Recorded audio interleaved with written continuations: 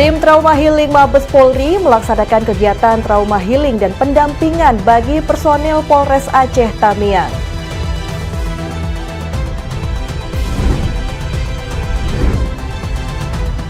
Hujan deras mengguyur Jakarta dan sekitarnya membuat akses jalan Ciledug Raya dan Pasar Cipulir terendam banjir setinggi 20 cm.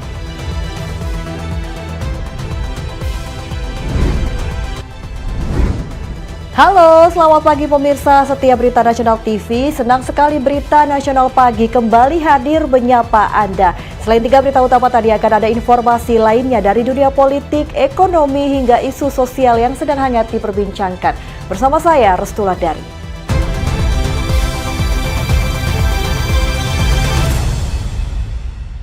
Kita langsung saja ke berita pertama pemirsa. Kepedulian Polri terhadap masyarakat terdampak bencana terus diwujudkan melalui berbagai kegiatan kemanusiaan.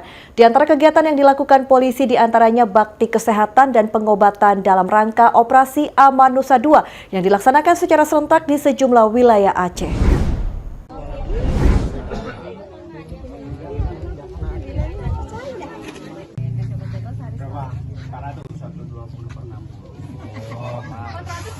Kegiatan ini menyasar masyarakat terdampak bencana alam di Kabupaten Bener Meriah, Aceh Utara, dan Aceh Tamiang dengan fokus pada pemeriksaan kesehatan, pemberian obat-obatan, vitamin, serta edukasi kesehatan.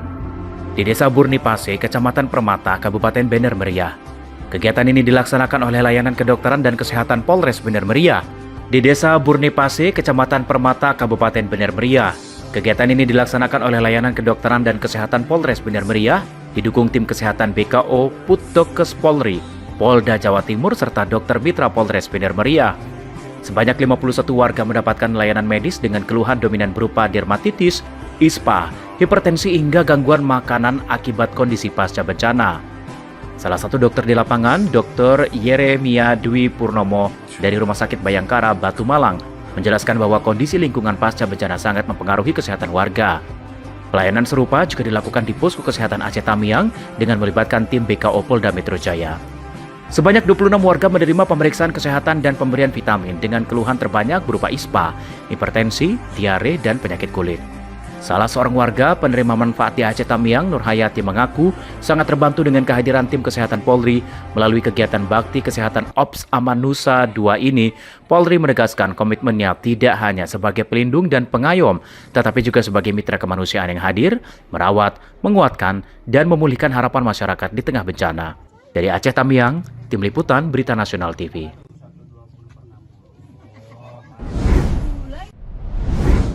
Selanjutnya pemirsa, tim Trauma Healing Mabes Polri melaksanakan kegiatan trauma healing dan pendampingan bagi personel Polres Aceh Tamiang. Kegiatan ini merupakan bagian dari upaya pemulihan kondisi psikologis personel Polri pasca bencana banjir yang melanda wilayah Aceh.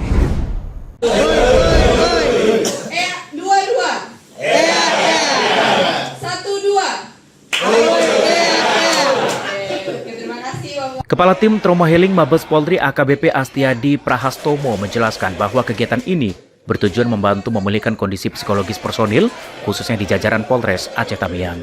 Ia menambahkan melalui kegiatan trauma healing dan pendampingan ini, diharapkan personil dapat kembali lebih rileks, memiliki ketahanan mental yang lebih baik, serta siap menghadapi tugas-tugas ke depan. Salah satu peserta kegiatan, Kapolsek Seruai Polres Aceh Tamiang AKP Teguh Davean, mengungkapkan bahwa dirinya turut terdampak langsung oleh bencana banjir yang terjadi di wilayah tersebut. Ia menilai kegiatan trauma healing tersebut sangat bermanfaat bagi personil yang terdampak, baik secara fisik maupun psikologis. Melalui kegiatan ini, Polri menegaskan komitmennya tidak hanya dalam penanganan bencana secara operasional, tetapi juga dalam memperhatikan kesehatan mental personil sebagai bagian penting dari kesiapsiagaan dan profesionalisme Polri dalam melayani masyarakat. Pagi ini kami melaksanakan kegiatan trauma healing dan pendampingan kepada para PJU Polres Aceh Tamiang beserta Kapolsek jajaran. Adapun kegiatan ini bertujuan untuk memberikan ruang dan waktu kepada rekan-rekan pejabat Polres Aceh Tamiang untuk stress release dan melepaskan emosi-emosi negatif karena bencana hidrometeorologi. Saya kena banjir Bagaimana kondisi rumah saat ini? Kalau untuk rumah, untuk sementara ini belum bisa kita tinggalin karena masih dalam keadaan berlumpur, masih tahap pembersihan. Bagaimana kegiatan rumah healing ini, dan apakah ada manfaatnya bagi teman? Rumah healing ini bagi saya sangat bermanfaat, menambah semangat saya dalam melaksanakan dinas, sehingga saya juga menyarankan bila perlu pun agar bisa dibuat untuk episode-episode selanjutnya. Dari Aceh Tamiang, Tim Liputan Berita Nasional TV.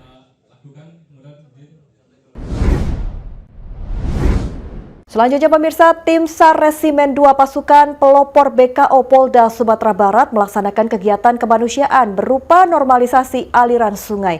Selain itu, tim SAR juga mendukung pembangunan hunian sementara di Desa Kampung Tengah, Kecamatan Palembayan, Kabupaten Agam.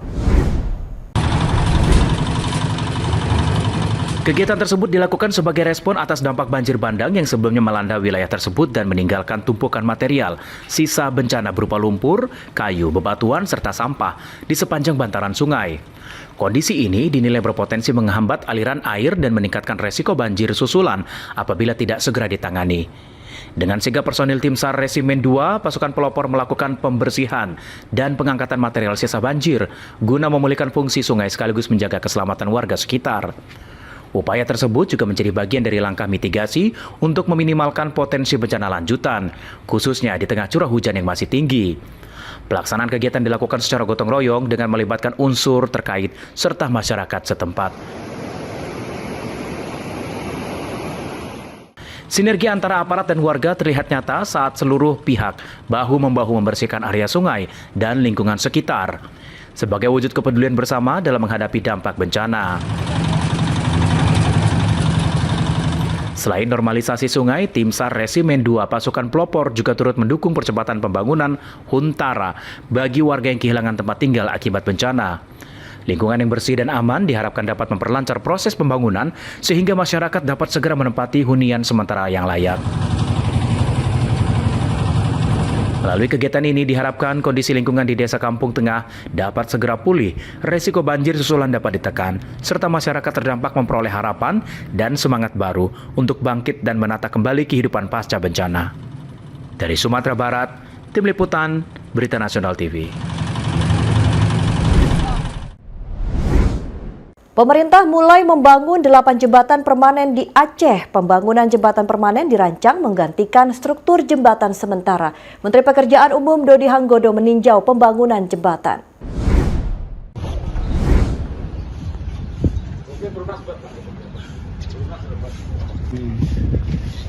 Dalam rangka dukungan atas program 3 juta rumah yang dicanangkan Presiden Prabowo Subianto, Menteri Perumahan dan Kawasan Permukiman atau PKP, Marwarar Sirait meninjau lokasi groundbreaking. Peninjauan dilakukan di Rumah Susun atau Rusun Subsidi Alonia di kawasan Kemayoran, Jakarta Pusat, Rabu 21 Januari 2026. Dalam perancangan, nantinya rusun di Kemayoran ini akan dibangun 1 tower dengan 32 lantai. Total unit ditawarkan berjumlah 602 unit dengan 100% subsidi. Menteri Ara menyatakan tahun ini Kementerian Perumahan dan Kawasan Permukiman akan fokus pada rumah susun di tengah kota. Memasuki tahun 2026, pemerintah akan mulai mengalihkan fokus pada pembangunan rumah susun subsidi sebagai solusi hunian di wilayah perkotaan. Pada tahun sebelumnya, pemerintah mencatat capaian positif pembangunan rumah subsidi tapak dengan tingkat permintaan yang tinggi. Ya, kita tahun ini konsentrasi di rumah susun di kota. Tahun lalu kita bisa membuat sejarah berkat arahan Presiden Prabowo, dukungan ekosistem, perbankan, developer, kontraktor, toko bangunan, pemerintah daerah, Bapak Mendagri, Menteri Keuangan, kita membuat rekor rumah tapak subsidi terbesar sepanjang sejarah, yaitu 279.000. Ya, itu paling besar sepanjang kita merdeka semenjak ada program ini. Dari Jakarta, Dio Malau, Berita Nasional TV.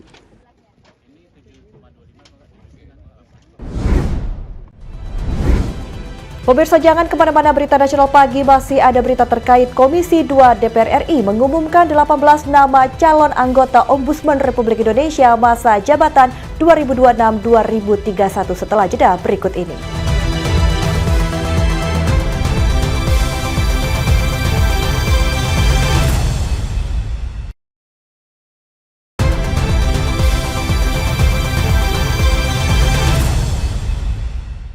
Anda kembali menyaksikan Berita Nasional Pagi. Pemirsa, Wakil Ketua DPR RI sekaligus Ketua Harian DPP Partai Gerindra Sufmi Dasko Ahmad menyatakan Partai Gerindra masih melakukan kajian terkait usulan perubahan ambang batas parlemen atau parliamentary threshold yang diusulkan dalam rapat dengar pendapat di DPR. Dasko menekankan bahwa hingga saat ini Gerindra masih berada dalam tahap pengkajian dan simulasi internal. Wakil Ketua DPR RI sekaligus Ketua Harian DPP Partai Gerindra Sufmi Dasko Ahmad menyatakan Partai Gerindra belum mengambil sikap resmi terkait ambang batas parlemen atau parliamentary threshold dalam pembahasan rancangan undang-undang RUU Pemilu. Dasko yang ditemui di Kompleks DPR Jakarta Rabu 21 Januari 2026 menyebut Partai Gerindra masih berada dalam tahap pengkajian dan simulasi internal untuk menilai dampak dari usulan penurunan ambang batas parlemen. Dasko menilai perlu adanya pembahasan yang lebih komprehensif sebelum menentukan sikap resmi terkait perubahan aturan tersebut. Ya, kami juga di Gerindra seperti partai-partai lain masih melakukan simulasi-simulasi. Sementara di DPR pembahasan tentang undang-undang pemilu itu kan baru juga dalam batas bagaimana pendapat atau mengambil partisipasi publik. Nah, sehingga kami di Gerindra juga akan mengikuti, mencermati perkembangan di DPR tentang partisipasi publik, bagaimana pendapat tentang misalnya parlemen threshold dan lain-lain, sehingga lebih komprehensif dari Partai Gerindra akan melakukan pengkajian dan membahas sebelum kemudian akan dikeluarkan sikap resmi partai. Sementara itu, menanggapi usulan Lembaga Kajian Center for Strategic and International Studies atau CSIS yang mendorong penurunan ambang batas parlemen atau parliamentary threshold dari 4% menjadi 3,5%, Dasko menegaskan dirinya tidak bisa menyampaikan pendapat pribadi. Namun, Dasko menyatakan sikap resmi Partai Gerindra terkait ambang batas parlemen akan disampaikan setelah seluruh proses kajian internal rampung dan pembahasan di DPR berkembang lebih lanjut. Tetap atau gimana? Begini, saya nggak bisa menjawab pendapat pribadi karena yang hal-hal seperti itu harus ditentukan tentunya oleh partai politik. Nah, saya tadi sudah bilang bahwa Partai Gerindra pada saat ini masih melakukan simulasi dan pengkajian. Tentunya kita tunggu hasil dari kajian partai. Demikian. Sebelumnya diberitakan Kepala Departemen Politik CSIS Arya Fernandes mengusulkan ambang batas parlemen atau parliamentary threshold menjadi 3,5% pada pemilu 2029. Hal ini disampaikan dalam rapat dengar pendapat umum RDPU dengan Komisi 2 DPR di Kompleks Parlemen Senayan Jakarta Pusat Selasa 20 Januari 2026. Arya menilai penetapan ambang batas parlemen atau parliamentary threshold menjadi 3,5% adalah angka yang moderat dan bisa menurunkan jumlah suara yang tidak terkonversi menjadi kursi dari 17 juta menjadi hanya 11 juta. Restu Wulandari, Lydia Junita, Ade Chandra, Berita Nasional TV. Masih dari DPR, pemirsa, Komisi 2 DPR RI mengumumkan 18 nama calon anggota Ombudsman RI masa jabatan 2026-2031. Ke-18 nama tersebut merupakan usulan Presiden Prabowo Subianto yang akan segera menjalani uji kepatutan dan kelayakan atau fit and proper test. Komisi 2 DPR RI resmi merilis 18 nama calon anggota Ombudsman Republik Indonesia periode 2026-2031. Ke-18 nama tersebut merupakan usulan Presiden Prabowo Subianto yang akan segera menjalani uji kepatutan dan kelayakan atau fit and proper test. Ketua Komisi 2 DPR RI Rifki Nizami Karsayuda dalam konferensi pers di Kompleks Parlemen Senayan Jakarta Rabu 21 Januari 2026 menegaskan bahwa keterlibatan publik sangat krusial dalam proses seleksi ini. Hal tersebut bertujuan untuk menjaga transparansi dan memastikan integritas para calon pengawas pelayanan publik tersebut. Surat Presiden berupa keputusan Presiden nomor 57/P tahun 2025 tentang pembentukan panitia seleksi calon anggota Ombudsman Republik Indonesia serta Surat Presiden nomor R69/Pres/11 2025, Presiden telah mengajukan 18 nama calon anggota Ombudsman Republik Indonesia masa jabatan tahun 2026-2031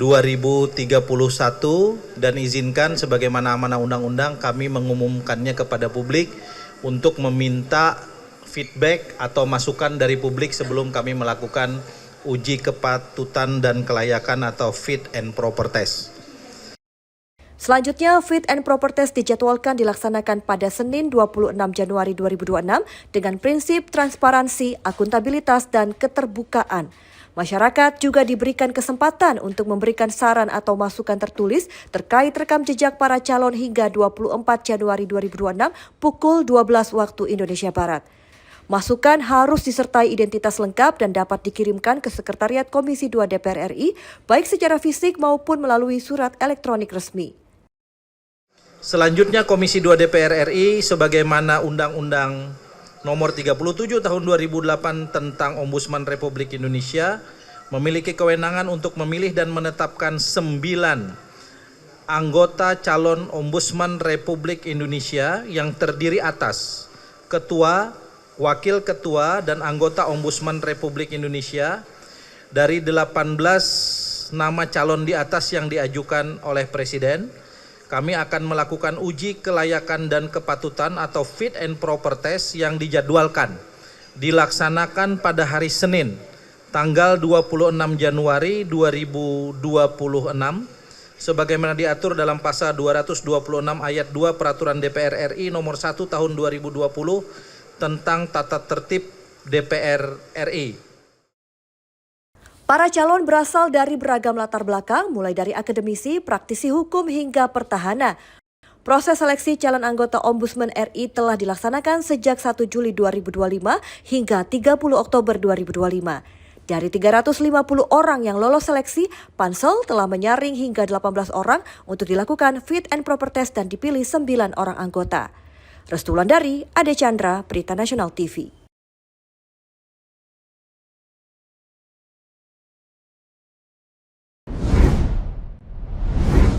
Kita beralih ke informasi lain pemirsa. Menteri Perumahan dan Kawasan Permukiman atau PKP Marwarar Sirait meninjau salah satu rumah susun di kawasan Kemayoran, Jakarta Utara. Kunjungan ini dalam rangka langkah awal serta groundbreaking pendukung program 3 juta rumah.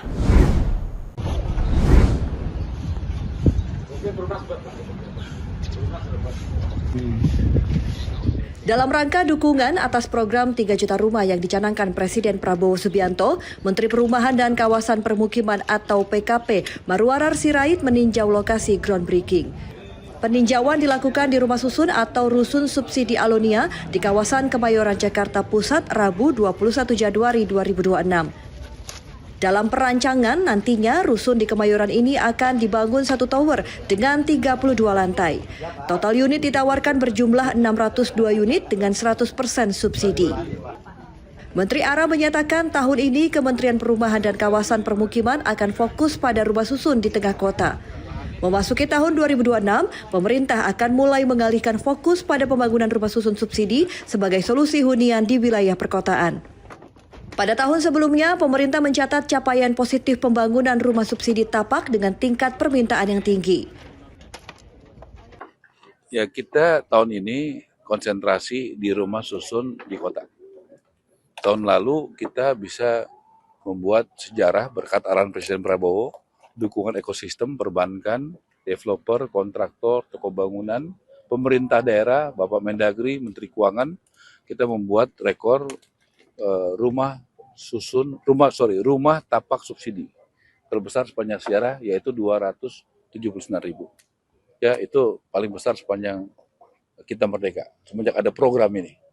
Dari Jakarta, Dio Malau, Berita Nasional TV.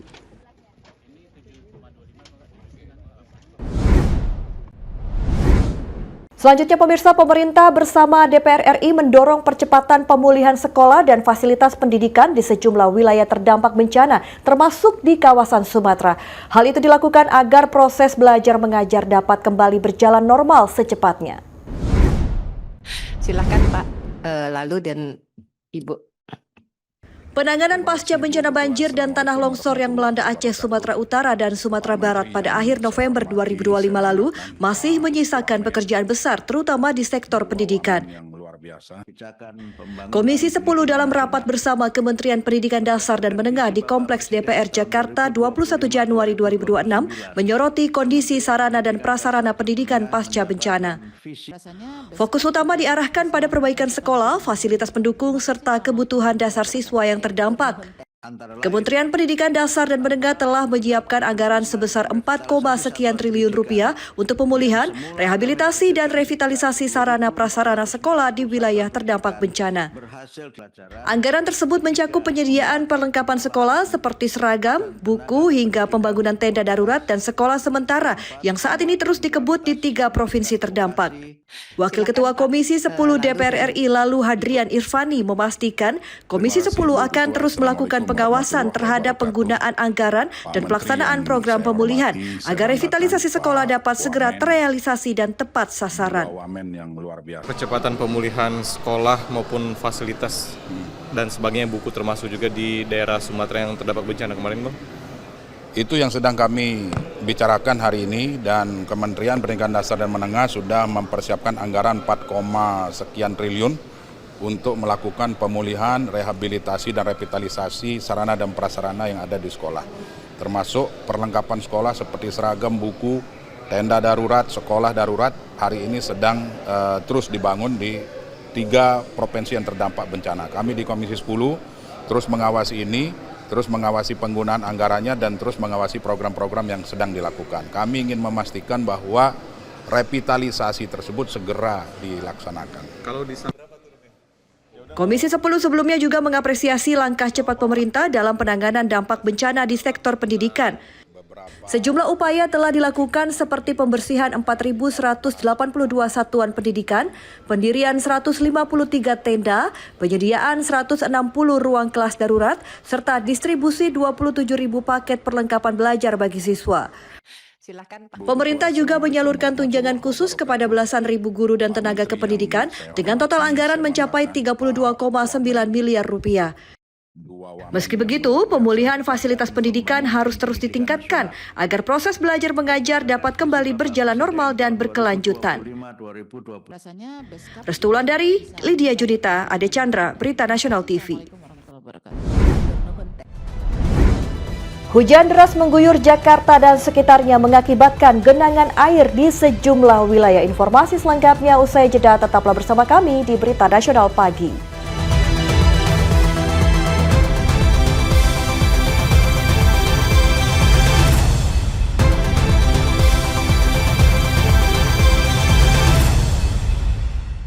Anda kembali bersama kami di Berita Nasional Pagi. Pemirsa, hujan deras yang mengguyur Jakarta dan sekitarnya membuat akses jalan Ciledug Raya dan Pasar Cipulir terendam banjir setinggi 20 cm. Akibatnya para pedagang di Pasar Cipulir mengalami penurunan omset pendapatan, bahkan merugi karena barang dagangannya terendam air.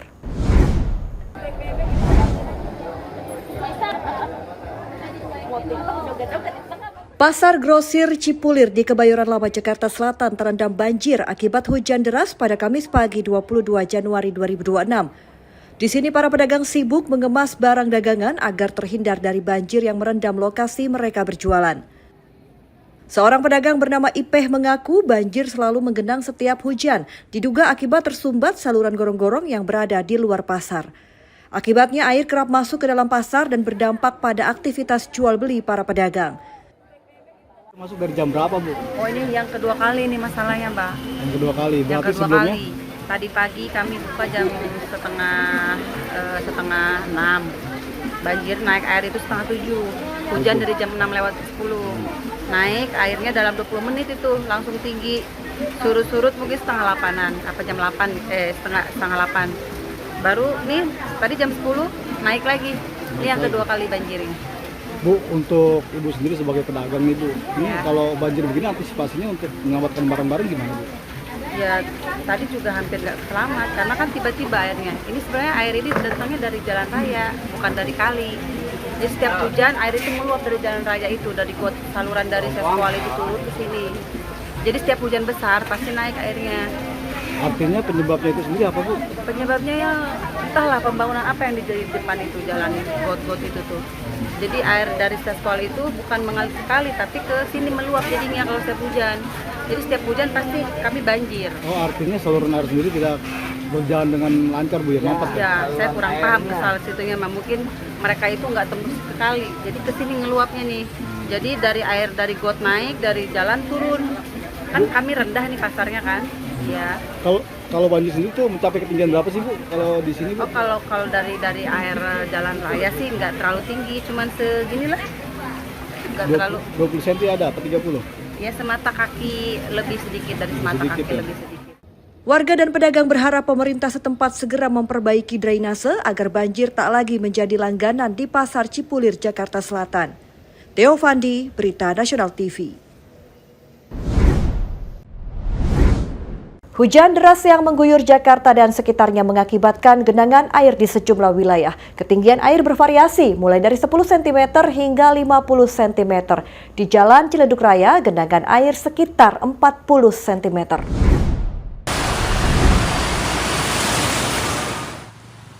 Hujan mengguyur Jakarta sejak Rabu malam 21 Januari 2026, menyebabkan sejumlah titik di Jakarta tergenang banjir pada Kamis 22 Januari 2026. Genangan air terjadi di sejumlah ruas jalan utama dan berdampak langsung pada kelancaran lalu lintas. Sejumlah ruas jalan arteri di Jakarta tergenang banjir dengan ketinggian bervariasi. Seperti di Jalan Ciledug Raya, Kebayoran Lama, Jakarta Selatan, terpantau ketinggian air mencapai sebetis orang dewasa. Ketinggian air nyaris 50 cm tak menyurutkan para pengendara roda 2 untuk menerobos banjir. Beberapa pengendara motor nekat menerjang banjir mengalami mati mesin. Banjir di wilayah ini disebabkan curah hujan tinggi serta buruknya saluran air di sekitar lokasi. Be, ini udah dari jam berapa, Be? Dari pagi kurang lebih jam 7. Jam 7. Hujan kecil, hujan gerimis. Ini air meluap kenapa sih, Be, di jalan? Ini ya setahu saya ini dari got ini nggak muat jadi keluar. Keluar ke jalan ya? Iya. Ketinggiannya berapa, Be? Antara dengkul lah. Dengkul orang yang dewasa? di sana tapi yang ujung sana dengkul. Dengkul orang dewasa, Ya, Be ya? Ya. Ini emang setiap kerap hujan itu banjir atau gimana, Be? Setiap hujan terus. Akibat banjir, arus lalu lintas dari arah Ciledug menuju Cipulir mengalami kemacetan cukup panjang. Para pengendara hanya bisa melintasi di jalur sebelah kanan. Theo Fandi, Berita Nasional TV. Masih soal banjir pemirsa, ratusan rumah warga di wilayah Cengkareng Barat, Jakarta Barat terendam banjir sekitar 50 cm. Banjir ini disebabkan intensitas curah hujan yang tinggi, meluap air kali Apuran yang berada di dekat pemukiman warga.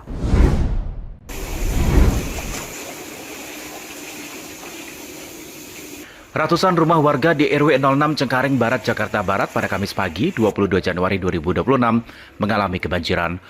Warga setempat terpaksa harus berjibaku melintasi genangan banjir saat beraktivitas keluar masuk rumah. Ketinggian air bervariasi antara 30 hingga 50 cm, membuat rumah warga terendam banjir. Banjir ini disebabkan intensitas curah hujan tinggi, meluapnya air kali Apuran yang berada di dekat permukaan warga. Kalau datangnya sih pagi tadi. Pagi tadi. Cuman datangnya cepat. Tadi ketinggian air berapa, Pak? Ya di rumah sih sekitar 20-an lah. Nah, kalau di luar, Pak? Di luar bisa 50-an di luar. Pak, ini berapa rumah, Pak, yang terendam, Pak? Ada ratusan, Pak? Kalau sini lebih. Lebih ya? Kalau rumah itu bisa 300-an, pakai paling banyak sih ini. Biasanya disebabkan oleh apa, Pak, banjir di sini, Pak? Ya sebenarnya juga hujan lama, juga mungkin di bawahnya juga udah penuh. Di bawah apa tuh, Pak? Di daerah ini kerap dilanda banjir jika turun hujan deras. Luapan air kali Apuran memperparah kondisi banjir. Iya, kondisi banjir di bawah sini karena ini kan tanggulnya agak rendah, terus dangkal kalinya, jadi debit air selalu dari Citra 236 itu kan pembuangannya kemari. jadi meluap tidak tertampung. Akhirnya ke warga nih banjir. Ini kali apa Pak yang meluap? Ini namanya Kali Apuran di RW 06 Cengkareng Barat DKI. Sekedar 50 cm masuk ke rumah sekitar 20-30 cm. Berapa rumah Pak yang terendam? Yang terendam bisa ratusan rumah.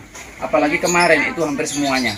Bisa sampai 200 rumah itu terendam. Jadi ini langganan banjir Pak? Iya betul, langganan banjir. Nah ini makanya saya di Musrembang itu saya ajukan supaya tanggulnya dinaikkan.